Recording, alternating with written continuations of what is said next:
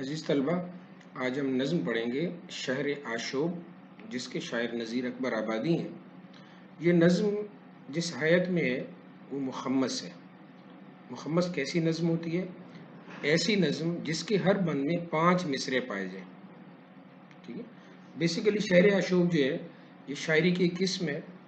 تو اس کی اگر ہم تعریف دیکھیں تو یہ وہ نظم ہے جس میں کسی شہر یا ملک کی اقتصادی یا سیاسی بے چینی کا ذکر ہو، یعنی جو اس کی اکانومی ہے اس ملک کی، یا پولیٹیکلی طور پر جو ہے وہ ملک جو ہے اس میں امن نہ ہو، سکون نہ ہو، بے چینی پائی جاتی ہو، تو اس میں جو شاعری کی جاتی ہے اس حوالے سے اسے شہر آشوب کہتے ہیں۔ سب سے پہلے ہم شاعر کا تعارف پڑھتے ہیں۔ شاعر ہیں نذیر اکبر آبادی۔ ان کی پیدائش ہے 1740 1740 اور وفات ہے 1830 1830۔ سید ولی محمد نذیر اکبر آبادی آگرے میں پیدا ہوئے۔ Agra famous for Taj Mahal. والد کا نام سید محمد فاروق تھا۔ آگرے کے ایک مکتب میں عربی اور فارسی کی تعلیم حاصل کی۔ مکتب مطلب اسکول میں۔ نذیر نے بڑے پرآشوب زمانے میں ہوش سنبھالا۔ پرآشوب مطلب شورش انگیز، فتنے فساد سے بھرپور۔ آگرے کے برے حالات نے انہیں ہجرت پر مجبور کیا اور وہ اپنی والدہ اور نانی کے ہمراہ دلی منتقل ہو گئے۔ دلی میں نذیر کا لڑکپن اور جوانی بڑی ہنسی خوشی اور رنگ رلیوں میں گزری۔ انہوں نے ہر قسم کی تقریبات اور تفریحات میں حصہ لیا۔ طبیعت موزوں تھی، اسی لیے شاعری بھی کی۔ نذیر قناعت پسند، صوفی منش اور بے پرواہ طبیعت کے مالک تھے۔ قناعت پسند یعنی توکل کرنے والے، جو مل گیا اسی پہ شکر کرنا۔ صوفی منش یوں سمجھ لیجئے کہ اللہ کا ذکر کرنے والا، اور بے پرواہ یعنی جس کو دنیا کا غرض نہ ہو۔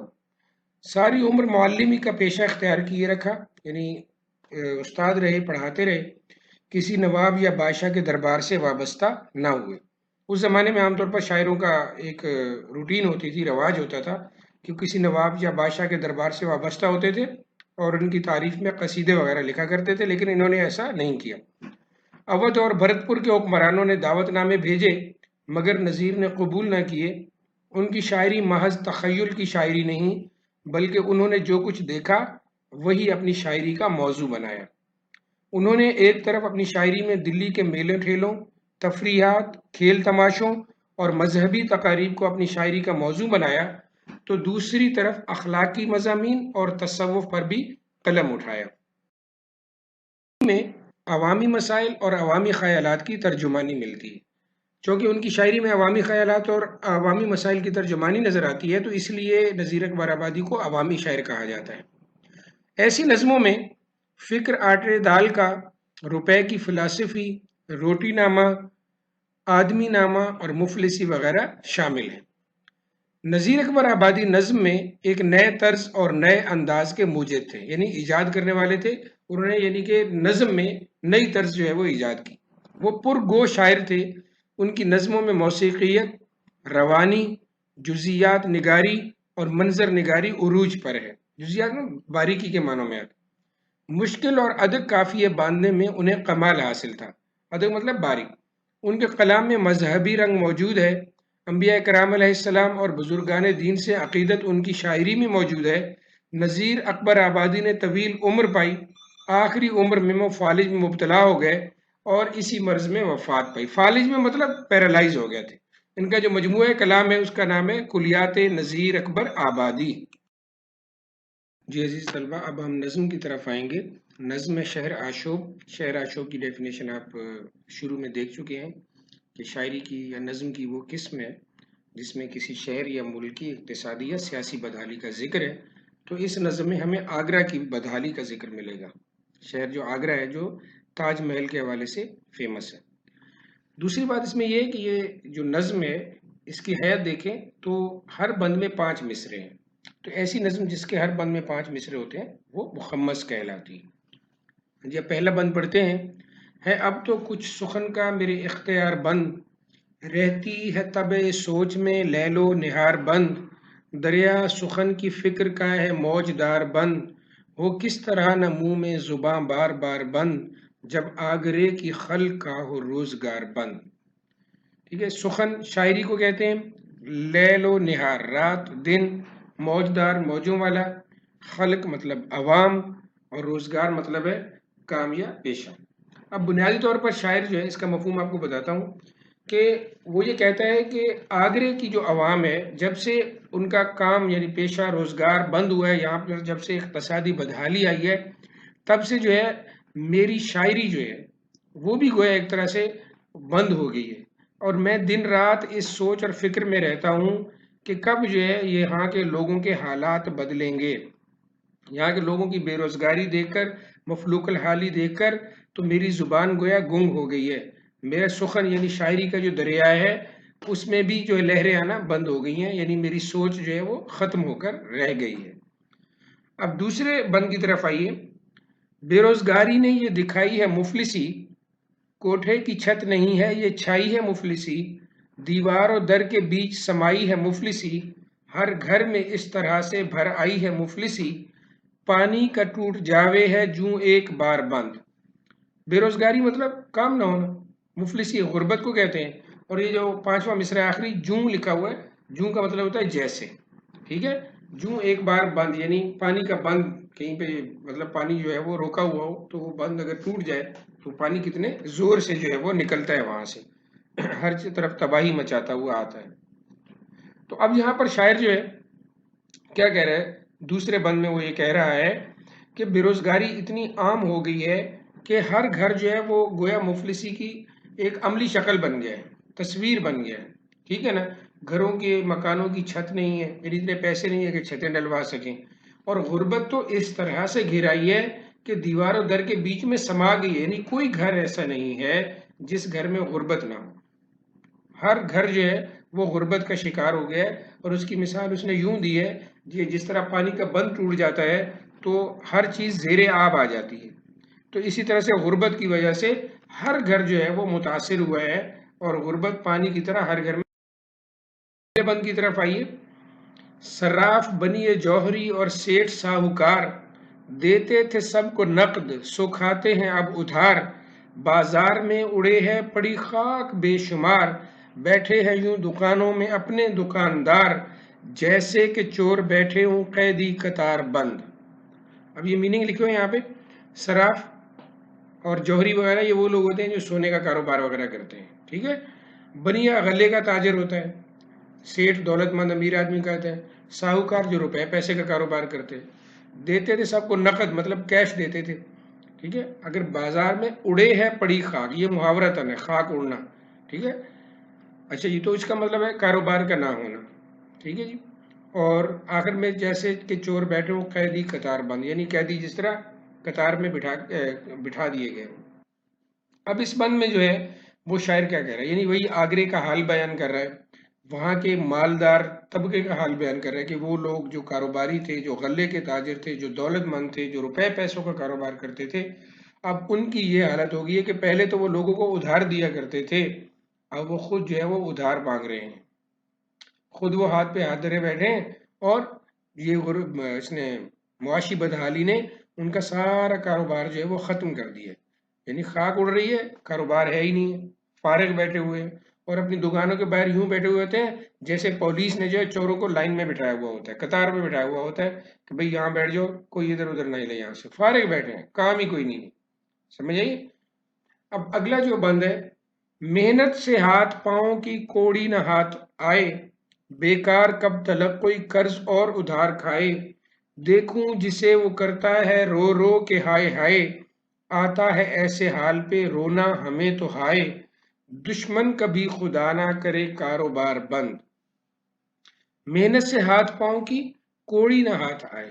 کوڑی مطلب سب سے چھوٹا سکہ ہوتا ہے، بالکل معمولی سا بھی، یعنی جتنی محنت کر لو کچھ بھی نہیں ملنے والا، خالی ہاتھ. بیکار مطلب فارغ، کب تک کوئی قرض لے اور ادھار کھائے. جسے بھی دیکھو وہ رو رو کے ہائے ہائے کر رہا ہے، یعنی اپنا جو ہے وہ غربت کا رونا رو رہا ہے، بیکاری کا رونا رو رہا ہے. ٹھیک ہے. اور ان کو روتا ہوا دیکھ کر ہمیں بھی رونا آ رہا ہے. اللہ نہ کرے کہ ہمارے دشمن کا بھی ایسا کاروبار بند ہو جس طرح کہ اس وقت آگرہ شہر کا حال ہو چکا ہے کہ ہر ایک کاروبار بند ہے، ہر شخص بیکار بیٹھا ہوا ہے، ہر شخص جو ہے وہ غربت کی لکیر تک پہنچا ہوا ہے، اور ہر شخص جو ہے وہ رو رہا ہے اپنے برے حالات. बंद देखिए कि इस शहर के फकीर भिकारी जो हैं तबाह, जिस घर में जा सवाल वो करते हैं खा मखा, भूखे हैं कुछ भिजाइयो बाबा खुदा की राह, वहां से सदा ये आती है फिर मांगो जब तो आह, करते हैं होंठ अपने वो हो शर्मसार बंद। ठीक है जी। इस शहर के फकीर भिखारी यानी जो मांगने वाले लोग हैं, साइल हैं, दरवाजों पे जाके खैरात मांगते हैं, भीख मांगते हैं, जिस घर में भी जाके वो सवाल करते हैं, क्या कहते हैं, भूखे कुछ भिजाइए, यानी कुछ भेज दो बाबा अल्लाह की राह में, हम तो भूखे हैं, वहां से ये सदा आती है फिर मांगो, यानी जरा दोबारा मांगना, यानी वो तंजन कहते हैं कि भाई तुम हमसे मांग रहे हो, जब तो आह, आह मतलब गम दुख, करते हैं होंठ अपने वो हो शर्मसार बंद।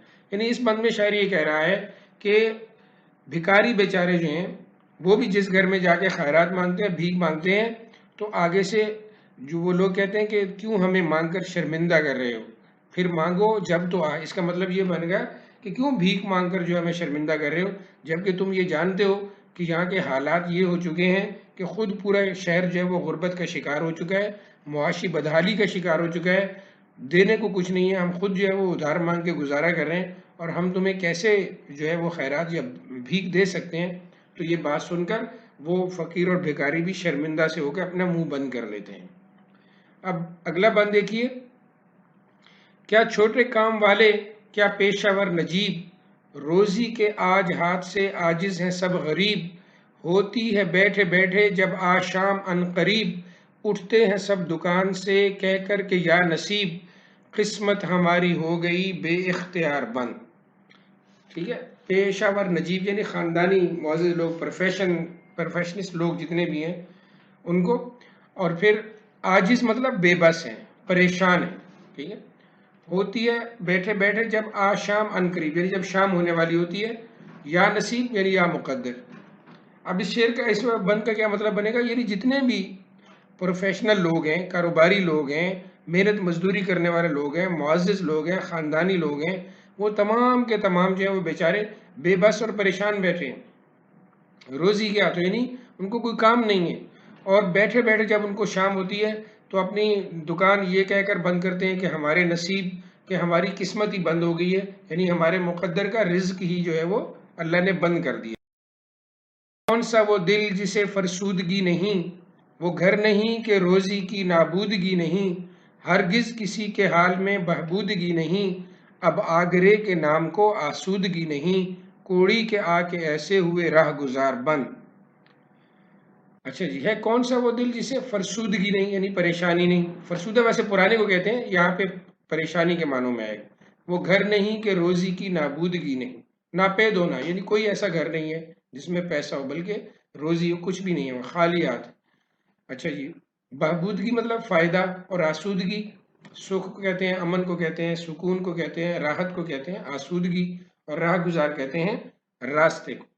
अब शायर यहाँ पे क्या कह रहे हैं, वही बदहाली का जिक्र कर रहे हैं, लोगों की परेशान हाली का जिक्र कर रहे हैं कि वो कौन सा वो दिल है, यानी कोई एक फर्द ऐसा नहीं है जो परेशान ना हो, कोई ऐसा घर नहीं है, ठीक है, जो खाली ना हो, यानी जिसके घर में खाने पीने का कोई भी सामान नहीं है, सारे खाली बैठे हुए हैं, किसी का हाल जो है वो अच्छा नहीं है, सबका हाल बर्बाद है, सब बेकार है, कोई जो है वो सुकून नहीं है, यानी आगरा एक ज़माने में अमन और सुकून का नाम था, ठीक है, अब वो अमन और सुकून आगरे से उठ गया है, कोड़ी के ऐसे हुए राह गुजार बंद, यानी कि मामूली सी इनकम भी नहीं है, हर किस्म का रास्ता जो है वो आमदनी का बंद होके रह गया है, इस हद तक जो है वो हालात बुरे हो चुके हैं।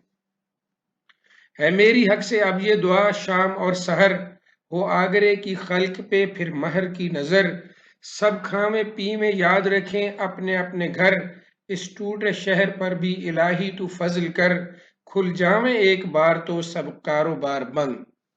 है मेरी हक से मतलब अल्लाह ताला से, शाम और सहर, शाम मतलब शाम और सहर कहते हैं सुबह, खल्क मतलब अवाम, महर कहते हैं मोहब्बत को, ठीक है जी, और फिर टूटे शहर मतलब बिगड़े बर्बाद शहर पर इलाही तू फजल कर, अपना करम कर। अब इस शेर में जो आखिरी यानी कि बंद है, आखिरी बंद में शायर अल्लाह ताला से दुआ कर रहा है, ठीक है, और वो कह रहे हैं कि या अल्लाह अब मेरी तो ये दुआ सुबह और शाम है कि तू एक बार फिर रहमत की नजर कर, किस पर, इस आगरे शहर पर, इस शहर को फिर से आबाद कर दे, یہاں لوگوں کی انکم جو ہے، ان کے کاروبار جو ہے وہ پھر سے بن جائیں، اس شہر کے لوگ کھائیں پئیں، اس شہر کے لوگ تیرا شکر ادا کریں، ٹھیک ہے، اور سب لوگوں کے کاروبار کھل جائیں تاکہ لوگ اپنا حلال کا رزق کھا سکیں، لوگوں کی پریشانی ختم ہو، خوشحالی جو ہے وہ لوٹ آئے، بس میری اب یہی دعا ہے۔ یہ نظم جو ہے وہ ان کے کلیات نذیر اکبر آبادی سے لی گئی ہے۔ وائس اسٹوڈینٹس، آئی ایم شیور کہ آپ جو ہے وہ لیکچر کو غور سے سن رہے ہوں گے اور سنا بھی ہوگا آپ نے، تو آپ کی بڑی مہربانی، ٹھیک ہے، کہ آپ اس کو سنتے ہیں اور اپنے پوائنٹس وغیرہ لازمی ساتھ بنایا کریں سننے کے بعد نہیں بلکہ ساتھ ساتھ، ٹھیک ہے۔ اس ویڈیو کو لائک کریں، شیئر کریں اور اپنے دوستوں کو بھی اس کے بارے میں بتائیں۔ اللہ آپ کا حامی و ناصر ہو۔ اللہ حافظ۔